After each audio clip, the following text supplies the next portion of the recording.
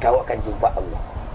Besok ketika kau mati di akhirat, kau tak kenal Allah juga. Dalam dunia kamu tak kenal Allah, mana mungkin di akhirat kamu kenal? Kamu kenal namanya. Datang bermacam-macam mengaku Allah. Yahudi masih kenal Tuhannya. Ketika ditanya siapa Tuhan kamu, Uzair anak Tuhan. Nasrani masih kenal Tuhannya. Ketika ditanya siapa Tuhan kamu, Isa Tuhan. Oh, dia kenal. Majusi ditanya siapa Tuhan kau, ketika roh-roh, api dan sebagainya, kenal dia. Tendri, agama Tendri tanya, Jepang, siapa Tuhan kau? Matahari, kenal. Buddha ditanya siapa kamu? Dewi Kuan Im, kenal. Orang yang mengaku Islam, siapa Tuhan kamu? Allah, kau kenal? Ya pokoknya Allah. Ya, kau tak kenal. Kenal nama. Maka itu kamu terpekik-pekik dengan nama, tetapi kamu tidak tahu Tuhan. Padahal Tuhanmu sangat dekat daripada kamu. Orang yang kenal kepada Tuhan, ketika diucapkan nama Allah itu, bergetar hatinya, hancur hatinya, karena dia tak tahu Tuhan.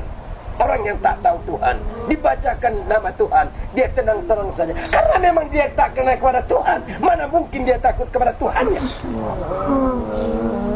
Mana mungkin? Orang yang mengenal nama Allah, Ar-Rahman, Ar-Rahim, Al-Malik, Al-Qudus, boleh takutkan kepada Allah? Tidak. Dia lakukan. An huwallahu alladhi la ilaha illa huwa ar-Rahmanur Rahim. Kamu hanya kenal dengan namanya. Maka kamu lakukan dia. Makanya ketika kamu berkata Abdurrahman, Abdurrahman, orang yang kenal Abdurrahman takutnya karena kuasa Abdurrahman ada. Ketika di samping Abdurrahman mengucapkan Abdurrahman, Abdurrahman, yang kenal Abdurrahman itu dekat kamu itu. Ngapain kau kuat-kuat? Bukan Abdurrahman, peka, tuli. Tak tuli Abdurrahman itu. Nah, takutnya orang yang kenal Abdurrahman ini bukan kepalang, tapi yang kenal nama Abdurrahman, biar di sampingnya Abdurrahman, dia tidak tahu Abdurrahman. Begitulah kamu kepada Allah. Kamu kenal namanya dan ciptaannya, tapi tidak kenal kepada Tuhanmu sendiri. Maka mereka yang tidak kenal kepadaku di dalam dunia, kata Allah, aku jadikan mereka di kemudian hari dengan tidak bermata, sehingga mereka buta. Lalu bertanya kepada Allah. Lalu dia bertanya kepada aku, kata Allah, ya Rabb, dalam dunia kamu ciptakan kami bermata, kenapa sekarang kau ciptakan kami dalam keadaan buta? Allah pertama, untuk apa aku ciptakan kamu bermata? Dalam dunia pun kamu tidak kenal aku, apakan lagi di akhirat? Mana mungkin kau kenal kepada aku? Di dunia kamu sendiri tidak pernah melihat aku, tidak pernah mengenal aku. Maka itu kamu cuma belajar awaluddin ma'rifatullah. Awal agama, awal hukum itu mengenal Allah. Kamu tahu bahwasanya yang awal-awal kau tirkan la ilaha illallah Muhammadur Rasulullah, tapi kamu tidak kenal kepada Allah dan tidak kenal kepada Rasul. Untuk mengenal Allah dengan apa? Untuk mengenal Rasul dengan apa? Kamu kenal dengan sunnahnya, tapi kau tak kenal dengan Rasul. Rasulmu adalah metafisik kamu. Dia bermetafisik, dia bertubuh, dia bernyawa, dia bermata, dia bertelinga, dia bersifat, dia berakhlak. Ketika akhlak Rasulmu tidak ada kepada kamu, perbuatannya, sifatnya tidak ada kepada kamu, jelas kamu tidak kenal kepada Rasul. Kepada Allah juga demikian.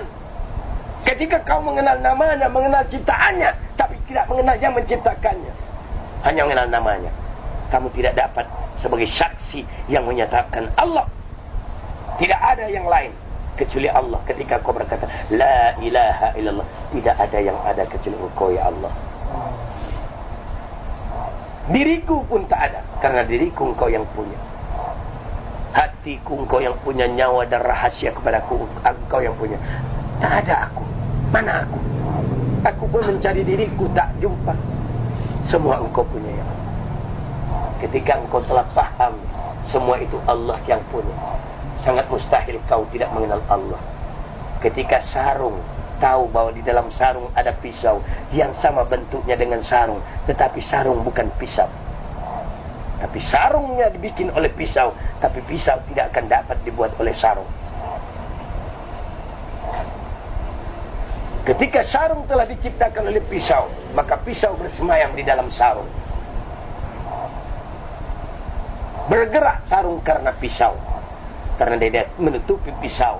Kalau tidak perlu sarung, pisau tidak perlu memerlukan sarung lagi, dia buat sarung yang baru. Untuk apa bikin sarung yang tidak baik? Maka kamu adalah saksi. Tubuhmu saksi Allah. Pada tubuhmu saksi Allah, matamu, bulu matamu, urat matamu, telingamu, itu saksi Allah. Bulu-bulu pada dagingmu, bulu-bulu pada kulitmu, darah-darah kamu, urat-urat sumsum kamu hidup, semua saksi Allah Subhanahu wa ta'ala. Semua berkata la haula wala quwata illa billah. Tidak ada daya kekuatan kecuali Allah Subhanahu wa ta'ala. Berpeganglah kamu sebenar-benarnya, pasti kau selamat. Jangan batal wudhu kamu, jangan lepas memuji Allah. Taatlah engkau kepada Allah yang sangat dekat kepada kamu. Belajar malulah engkau kepada Allah. Kamu itu ada cuma nafsu. Yang kamu itu nafsu. Maka itu antara nafsu kepada Allah. Allah ciptakan nafsu awalnya. Lalu Allah tanya kepada nafsu, wahai nafsu, siapa aku dan siapa engkau? Nafsu berkata, aku ya aku, kamu ya kamu. Ketika nafsu itu disiksa 70.000 tahun, dikeluarkan dari periksaan, nafsu ditanya, wahai nafsu, siapa engkau, siapa aku? Nafsu berkata, aku ya aku, engkau ya engkau. Kerasnya nafsu itu. Ketika nafsu itu direndam dalam air 70.000 tahun, dikeluarkan, ditanya nafsu, wahai nafsu, siapa engkau, siapa aku? Nafsu berkata, engkau ya engkau, aku ya aku. Ketika nafsu dibakar 70.000 tahun, ditanya nafsu, wahai nafsu, siapa engkau, siapa aku? Maka nafsu berkata, aku ya aku, engkau ya engkau. Ketika Allah puasakan nafsu, baru satu hari Allah tanya, wahai nafsu, siapa engkau, siapa aku? Nafsu berkata, Allahu Rabbi wa ana abduka ya Allah. Baru dia berkata, engkau wahai Tuhanku dan aku hamba engkau. Maka puasakan nafsu kamu supaya tidak ada ego kamu. Serahkan semua ini memang kepunyaan Allah, tidak ada milik kamu. Tidak ada milik nenek kamu, datuk kamu, kakek kamu. Mana ada? Semua Allah punya. Baru benar kau berkata la ilaha illallah. Tidak ada yang ada kecuali Allah. Ketika kamu berkata wa asyhadu anna Muhammadan abduhu wa rasuluh, wajib ada diri kamu, wajib ada jasad kamu. Dan di sanalah contoh-contoh Muhammad Rasulullah. Berkata iya, berpakaian iya, berjanggut iya, berserban iya. Itulah sunnah, itulah pembuktian Muhammad. Dengan sunnah-sunnahnya yang kau laksanakan, ada pada diri kamu yang kau pertahankan, samalah engkau telah berjumpa Rasulullah sallallahu alaihi wasallam, dan pasti engkau berjumpa kepadanya.